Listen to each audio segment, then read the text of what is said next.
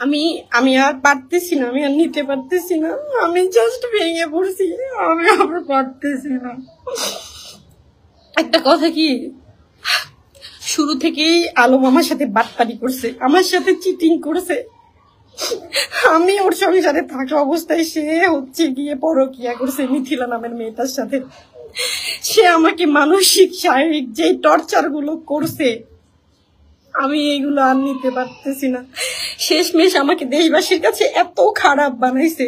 আচ্ছা একটা বিষয় আপনারা ভেবে দেখেন তো, আলম আর রিয়ার মধ্যে কি রিয়া আগে আসছে নাকি মিথিল আগে আসছে?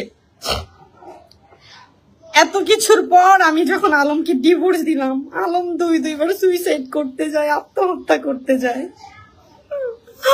আমি মায়া করে তার কাছে ফিরে যাই, তাকে বাঁচাই। সে আত্মহত্যা করতে যায়, আমি তাকে বাঁচাই। এটা কি আমার অন্যায় হয়েছে? আমি কি পাপ করছি? সে সে দেখেন কেমন চাল চালতেছে। সে হচ্ছে গিয়ে রিয়াজকে এখন ভিতরে ঢুকাইছে, ঢুকায়া সে রিয়াজের যে বউ, ওই যে এক্স ওয়াইফ যে ইতি নামের মেয়েটাকে সাথে নিয়ে সে আমাকে একটার পর একটা ব্লেম দিচ্ছে, একটার পর একটা টর্চারিং করছে, একটার পর একটা মিথ্যা কথা বলতেছে আমাকে নিয়ে। ইতি মেয়েটা এত জঘন্য, ওরে সবাই ভালো মেয়ে ভাবে, ও এত একটা নষ্ট চরিত্রর মেয়ে।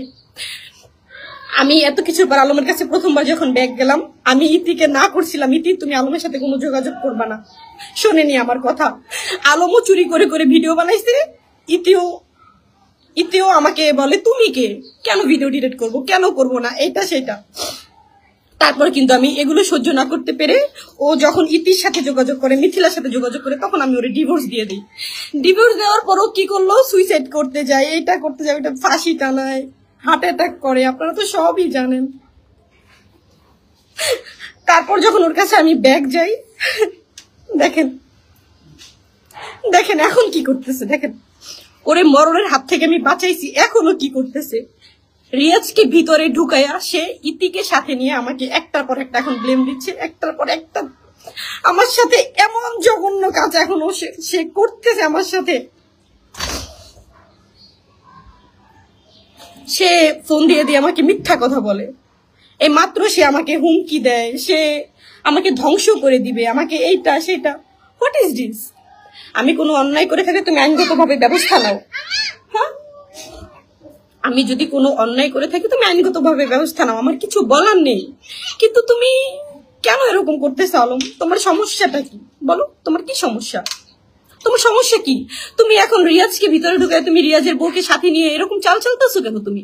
হ্যাঁ, ইতিকে সাথে নিয়ে, এই ইতি মেয়েটা আজ নষ্ট একটা মেয়ে, এই মেয়েটাকে নিয়ে তুমি এত চাল চালতেছো কেন? আমার সাথে এখন গেম খেলতেছো কেন? তুমি মিথ্যা ব্লেম দিচ্ছ কেন আমাকে?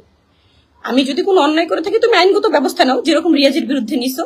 এই দেশে কি নির্দোষ মানুষ কম সাজা পাচ্ছে? কম পাচ্ছে? প্রমাণ হয় না 20 বছর পর সে নির্দোষ? প্রমাণ হয় না তো কি হয়েছে? আমি আর নিতে পারতেছি না, আমি জাস্ট আর নিতে পারতেছি না।